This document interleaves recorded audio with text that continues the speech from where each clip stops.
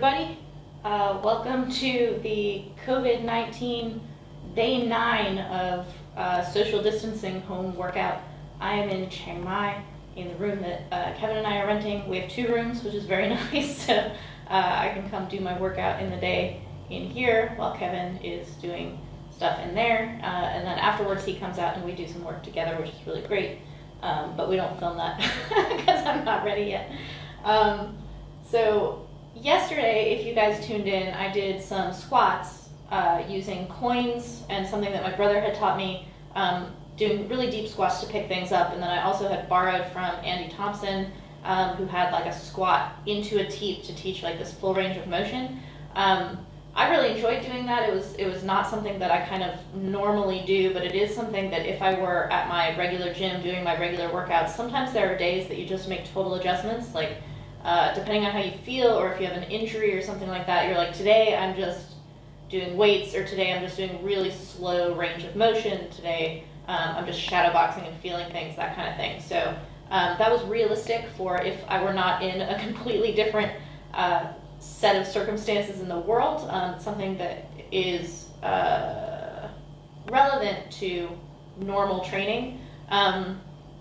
But I am feeling it like really hard today. My legs are really, really sore, more so as the day goes on, and I'm actually a little bit, I'm not sure what the word is, it's not concerned or worried, but I'm a little bit aware of the fact that my body generally takes 2 days to feel the soreness from something. So if I'm already sore today, tomorrow is going to be really, really rough for me.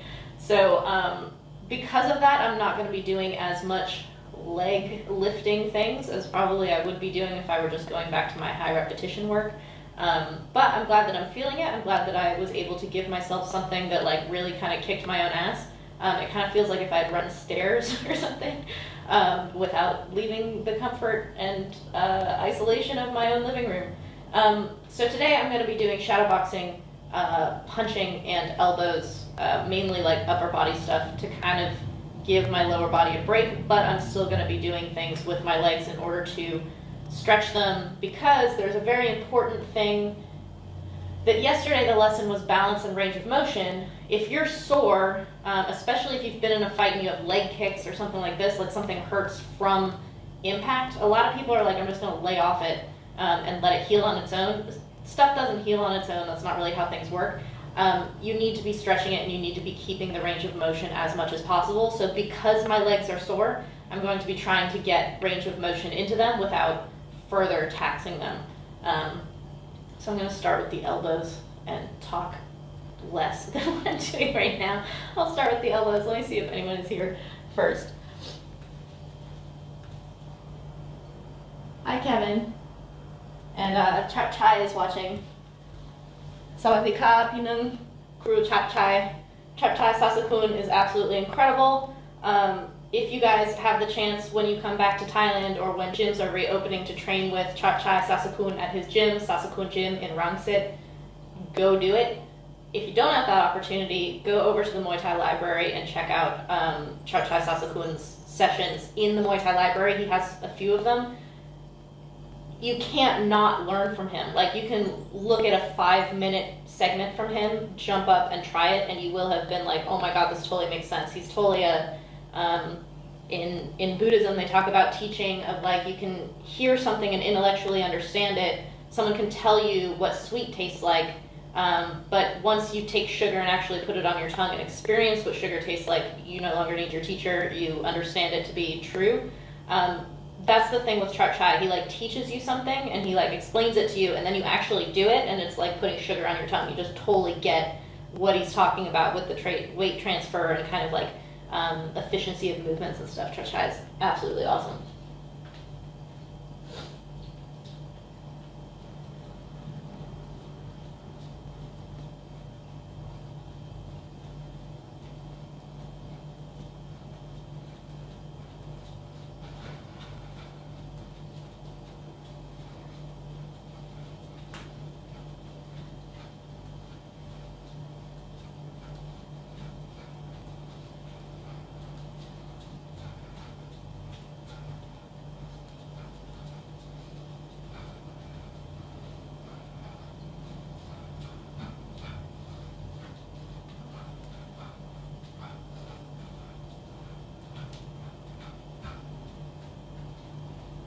I can't really do my knees today that I would be doing on the ball because it just hurts too much.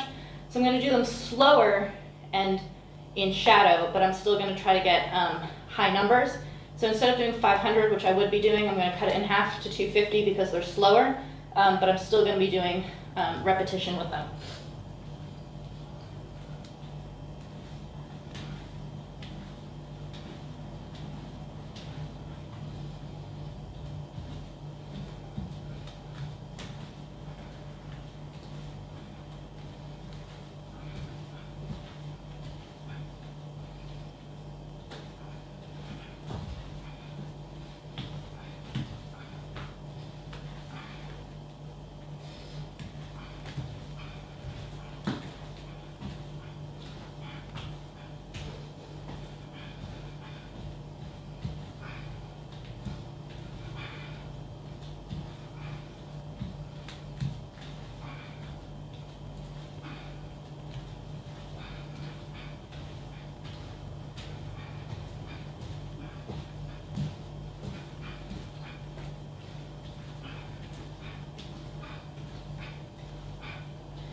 Oh, my legs are very sore.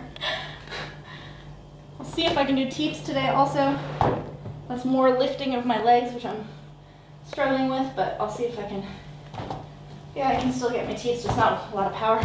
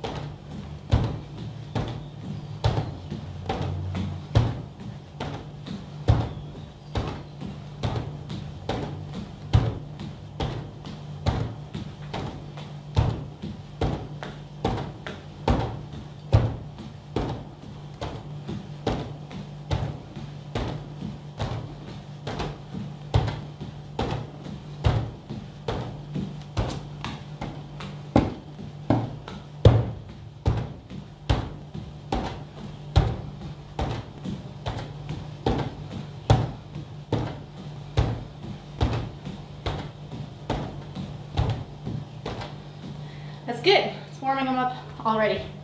Already less tight. Hi, Carol. Carol is watching. Donnie, anything you would recommend to develop vision, or is that something that just comes with experience and trusting instincts? Oh, Nan is also watching. Sawadika, Nan is my sparring partner and clinching partner at times in Petrarung down in Pattaya. I miss you very much. Kitu Magna. I think what you mean by vision is like your eyes in a fight or in sparring, like being able to see what people are doing. Yes, that is something that you can develop rather than it just being like eventually I'll get the experience that I need. It's something that you can focus on. But before you think about it as being your eyes, you need to think about it as being your heart rate and your breathing. This sounds hippy-dippy, but it's not. Your ability to see is actually breathing first. So when you're under pressure is when you kind of get this tunnel vision and your sight goes really bad. So what you need to do is work on minimizing that like high heart rate panic that we all get. Everyone has it. I've fought 264 times, I still get it, and it totally just narrows and blurs your vision. So number one for vision is getting your breathing and your heart rate under control so that you're not panicking. And then you just need to figure out where you're looking for one. There are lots of different legends or trainers or fighters who have advised differently on where to look. Diesel Noi looks here, that's like where he focuses. Karahat seems to look mostly at both the hips and the legs. He really looks at the legs. I was just looking at someone else. It might have been Wichanoi. Sorry, Wang Chanoi. I think Wang Chino, I also watched the legs. And then there are fighters who say that you kind of look mostly here, but everybody, regardless of where they say to look, and some of them tell you to look in the eyes. Chimok Pet looks in the eyes, Nam Sak Noi looks in the eyes, Nam Kabuan looks in the eyes, and Krom Sak is the first one who really, really enforced it on me, and it was very hard for me to get to, but I had to train it. I had to train being able to look someone in the eyes. I'm very shy. I could not do it for the longest time, but I've trained myself to do it. Regardless of where you look and regardless of where they tell me where to look, they all say looking here gives you the whole sight picture. So wherever you can look that gives you the whole sight picture, that's where you look. I think it was Kem from Kem's Muay Thai Gym. I think he said you look everywhere, like your eyes just go everywhere. Like he doesn't really have one point of focus, but he does look in the eyes quite a lot also. It's a little bit of a like checking up thing. So training your vision, you need to put yourself under pressure, you need to put yourself in less pressure, you need to bring your heart rate down, you need to figure out where you can see a whole sight picture, and you need to then get all of that road work in terms of experience of sparring as much as possible so that you can, as Kevin and I call it, grow your eyes and just be able to see more because you're calmer under that pressure.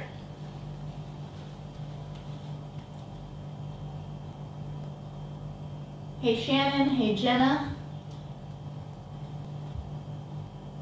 hey Kawika from Hawaii, nice.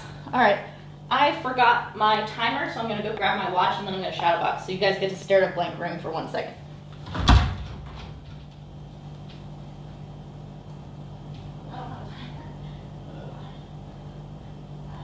You have a delay on time.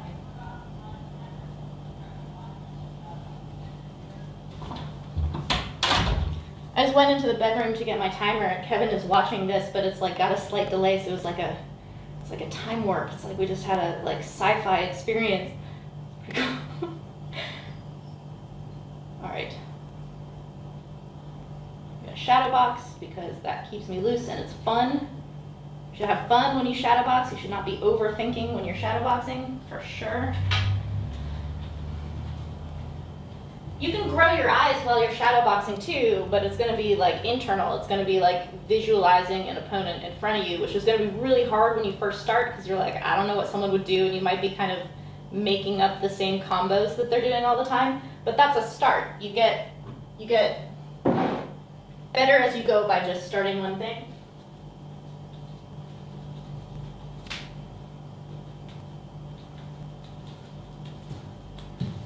Ooh. Oh, sore.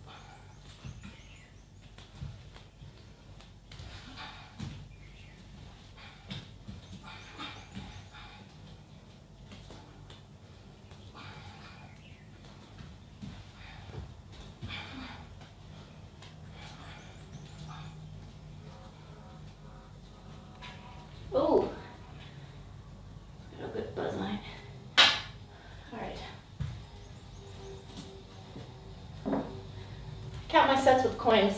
I move them so that I don't lose count of my sets.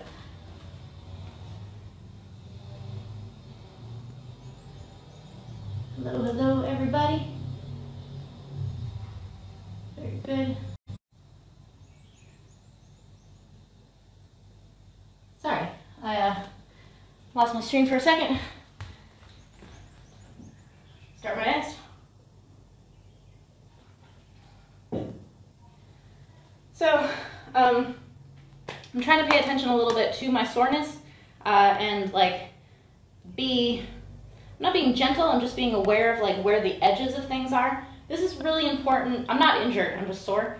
When you're training around injuries, which a lot of people will have at any given time, and they like move around, like right when your shin starts feeling better, you hurt your hand, like this kind of thing, is that you really just want to feel where the edges of that pain are, and just kind of like stay just inside the part where you're going to be hurting it again.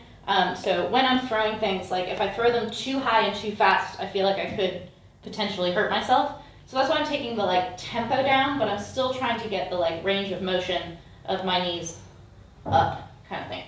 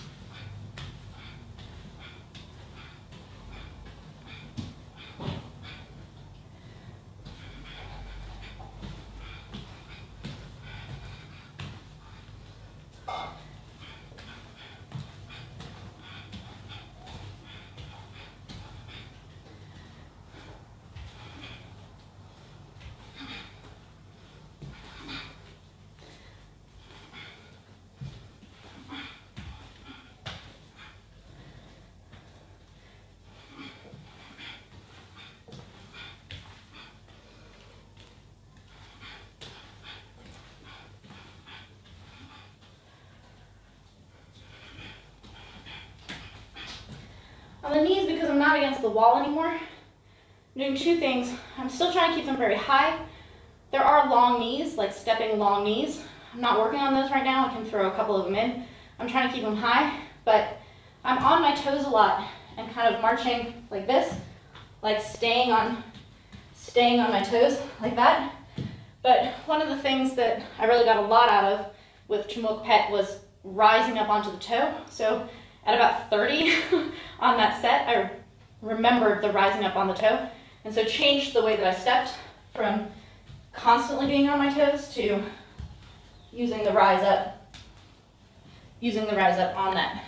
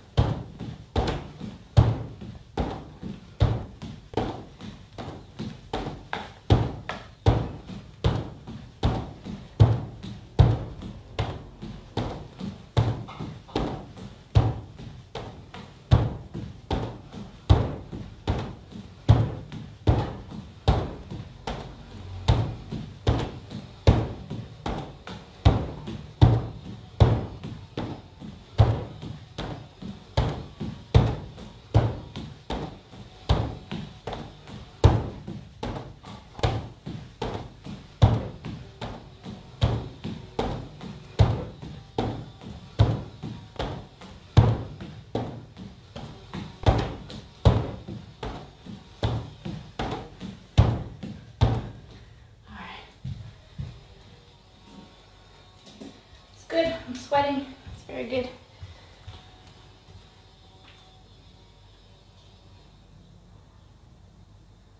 Paul says hi, great to watch this from at home in Australia. Welcome from Australia. That's awesome. All right. So we actually just got this question that we put on the forum. If you guys don't know, we have a Muay Thai forum. It's called the Muay Thai Roundtable. It's 8limbsus.com/Muay Thai forum with like hyphens, whatever. There will be a link to it. But the question was about high repetition. A lot of gyms, in order to have a burn or to like start a round or finish a round, they'll have you do like 20, 30, 50 kicks. And the question was, is this good for form or bad for form and technique? And the fun answer is that it's both.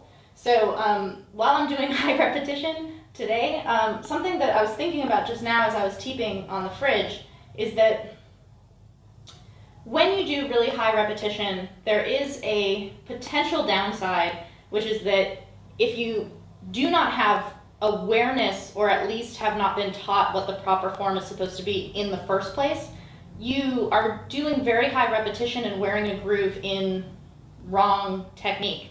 That will eventually be worn out just by the repetition because you have to keep your balance. So regardless of how crap your technique might be, the more you're doing this, the more you're doing sets of 50 and 100 and things like this, you have to keep yourself balanced in order to get through it. So even if your technique is wrong or not great, you are working on balance, which if you looked at yesterday's session, everything was about balance. Scoring in Thailand is very much about balance. So that's all positive for me.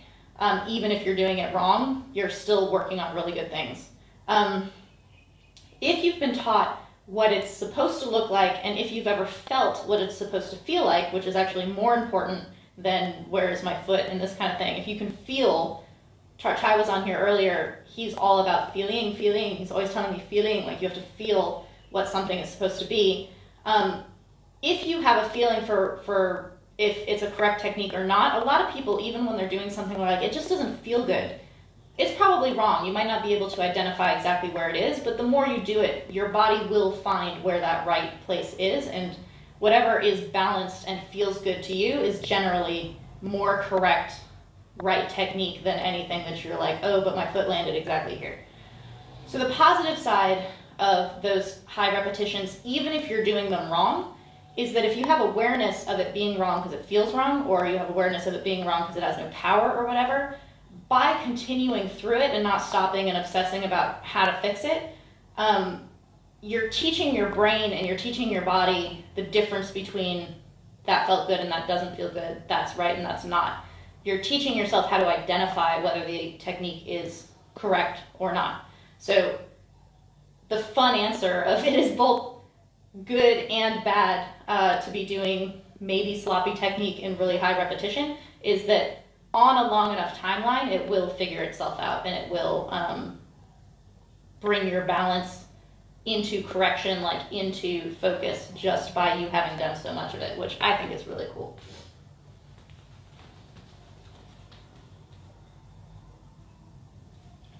Kevin linking everyone to the forum. Kevin's always doing stuff like that. He's the best.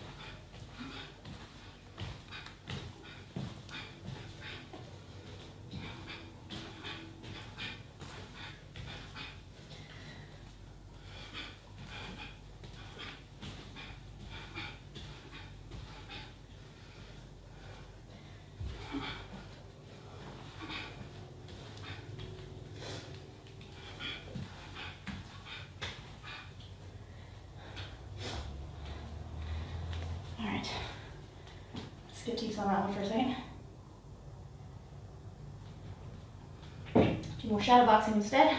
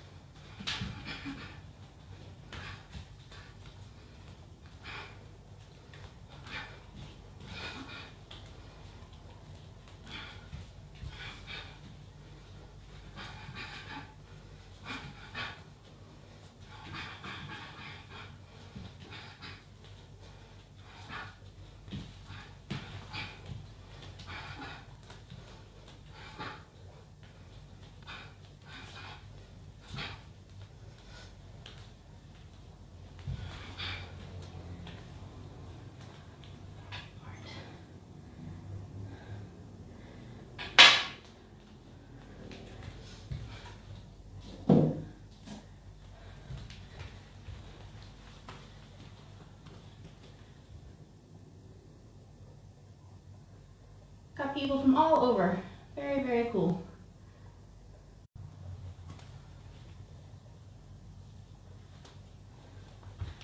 Someone from Brazil just jumped on.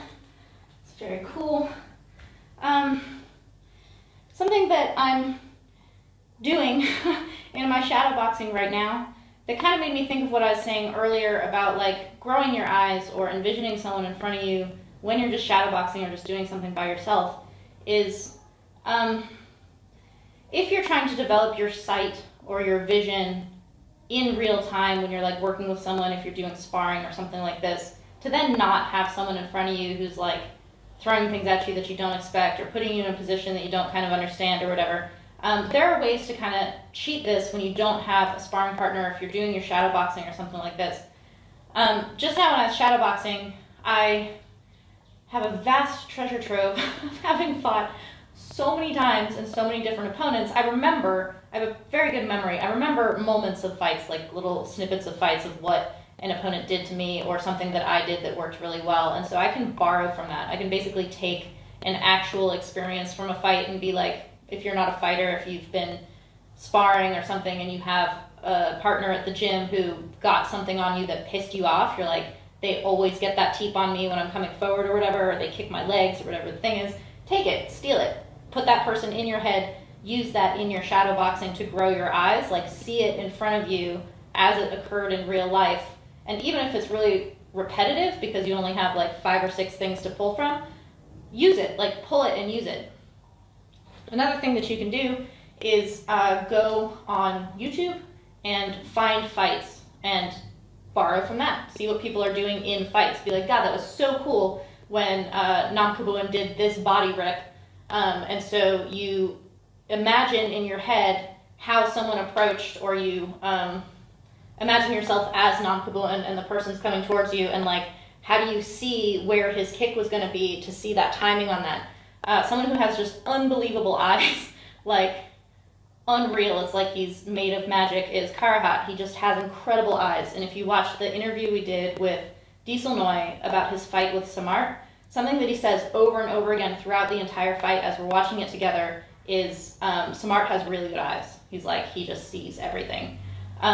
It seems otherworldly how fast they see, but you can cheat and steal it from them and watch their fights and play it back and see how did he see where that kick was coming, that he could sidestep it, how did he see where that kick was so that he could keep the standing leg, like put it into tiny pieces so that you can borrow it and put it in your head basically. You can in your head be Karahat and Samart, which is pretty cool, I think.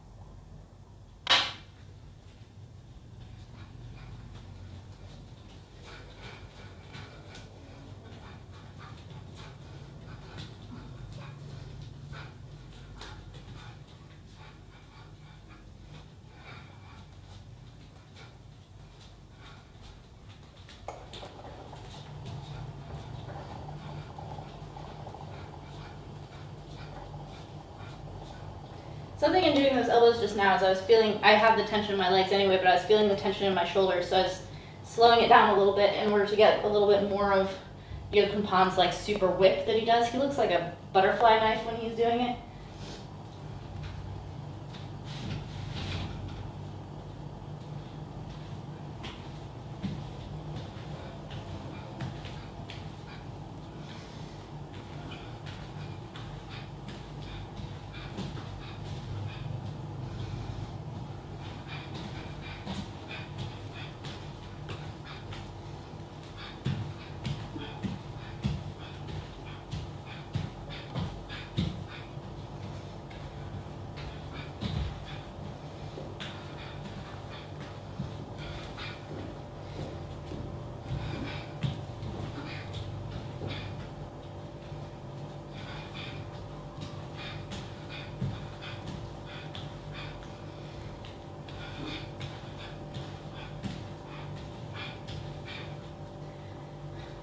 Got a little longer on those knees. I started doing the like parrying the arm and grabbing the neck and pulling across. Just making changes in my head, kind of based on those visualizations.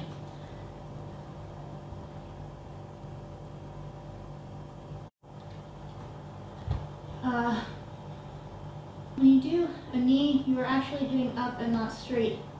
Can you explain about it? Okay. If you want a full explanation of this, go back to days 1 and 2 when I'm doing the knees on the wall. I explain Diesel Noy and Shmuk Pet's knees, but the reason you see my knees going up is because I'm doing those same knees that I was doing on the wall, which are, they are marching knees and they are clinch knees, but they're from pretty short range. And the reason they come up is that you're actually targeting the solar plexus and the chin with these knees. You want them to come up really high. You don't want, as a knee fighter, a super long knee like this that you're then having to come off of because you can't throw another one. So in the West, outside of Thailand and in Thailand, a lot of the knees that are taught are these really long ones. Those aren't wrong, it's just a different technique, it's a different thing to do. A really long spearing knee is one that you would get like one of. These knees are ones that you would get multiples of, which is also why when you see me marching across the living room, I'll throw one side multiple times, is that if you hit once, you can hit a couple more times. So you're actually hitting with the bottom of your kneecap, and you're trying to aim up into the solar plexus or like up into these higher ribs. So it's like that instead of like this. You don't lean back on those knees.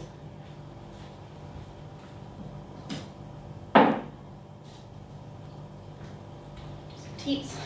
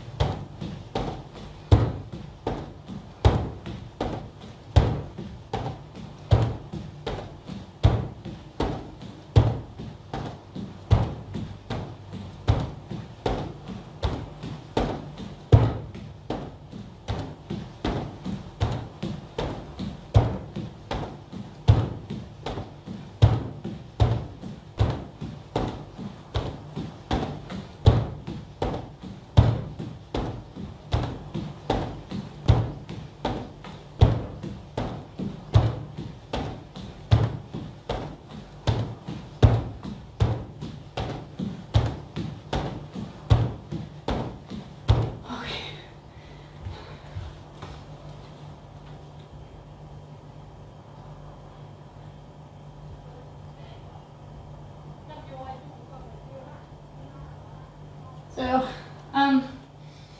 Michelle is saying that those higher knees must not be taught very much outside of Thailand. I don't know if they're taught at all outside of Thailand, other than the fact that Muay is a trainer in Japan. So he's teaching them in Japan for sure. They're not taught a lot in Thailand either. It kind of really is specialized to, as far as I know, to Muay and Duuglas-Ittu, and maybe everyone from the Hapalong gym has these really, really high ones.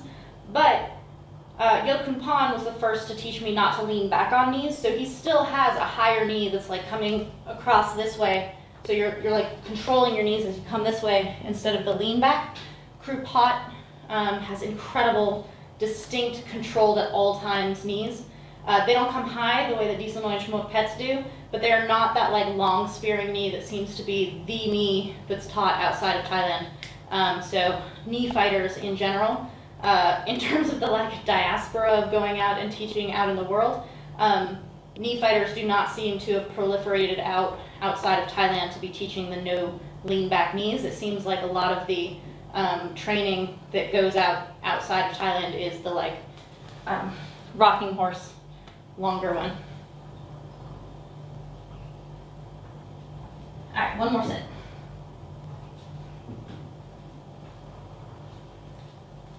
My legs do feel better. They've been stretched out a little bit. They're still very sore. And afterwards, I'm sure they'll be more sore.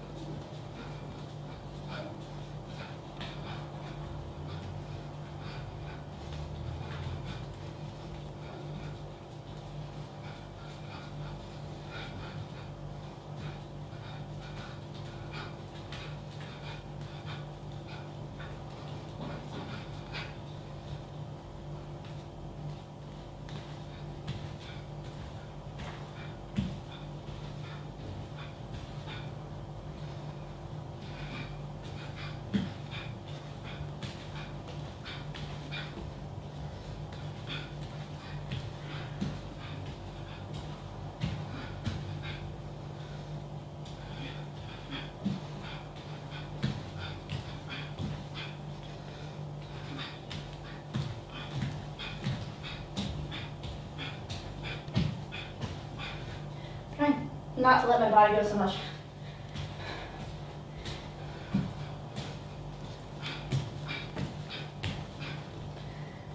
All right, if there are questions.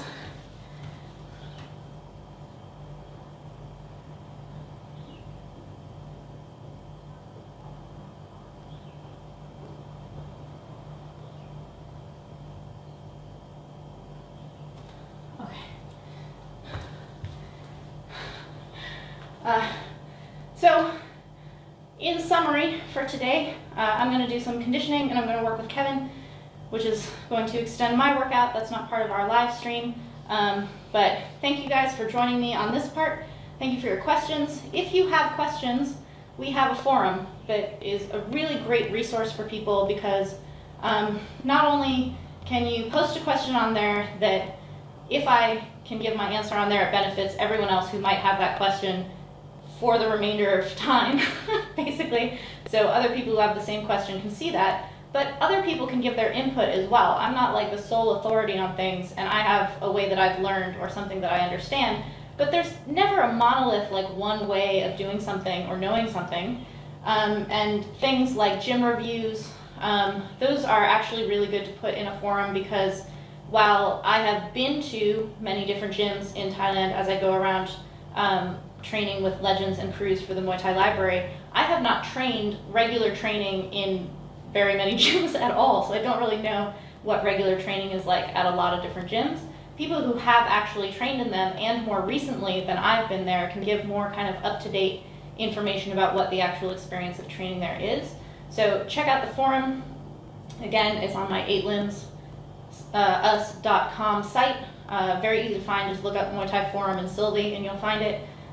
Post questions there, help answer questions there. It's like communal understanding and knowledge of Muay Thai all around the world because things are not the same everywhere. So check that out and check out the Muay Thai Library if you have time on your hands and are interested in like delving into what can be taught in Thailand. Michelle made a very good point about what is taught in Thailand versus what is taught outside of Thailand. They can be incredibly different. In Thailand, in a single gym, they can be really, really different. You can be taught one thing and then another trainer at the same gym is like, no, don't do it that way. So it's, to me, very cool that there's like such a variety of techniques and training that you can do. Everything that I do here, that I talk about here, I have learned and picked up from people who are in the Muay Thai Library or who I have talked about while voicing over for the Muay Thai Library because I see similarities. So even if I'm training with Chak Chai or Sagat, I'm like, I also learned this from this person. So there's like a cross-referencing as I'm like a librarian of the Muay Thai Library. Thank you guys. Stay safe. Happy Sunday for those of us who are now into Sunday. I heard actually a very good quote on a podcast I was listening to that kind of made me think of what training ourselves under the circumstances that we're trying to train ourselves are. And again, if you guys have not been following me all of these days, and if you have been following me all of these days, I'm just going to reiterate this because I think it's so important. In the time that we're training ourselves at home, we can get better. We can work on technique. We don't just have to be doing things that are like until we get back to real training. This is real training for sure, and you can improve yourself and you can get better, and when you go back to your gym they can be like, why did you go to ninja camp? Like, how did that happen? It can be really cool. This quote that I heard comes from Norway, and it was talking about how just doing a little bit of something is important. So take a step if you can. If you can't take a step, just raise your foot, and if you can't raise your foot, just wiggle your toes. Like, basically just do what you're able to do, and that may be different from day to day. Like, on some days you might just be wiggling your toes, and on other days you might be doing like a full-on Rocky workout, slamming the meat in your walk-in freezer. I don't know what kind of things people have. But thank you guys again for joining me. Thank you to my patrons who make this possible and who make the Muay Thai Library possible, the sponsors who make the Muay Thai Library possible. Cool, thank you guys for joining me, and I will see you hopefully in the forum and try to answer your questions if any of them come up on here later on.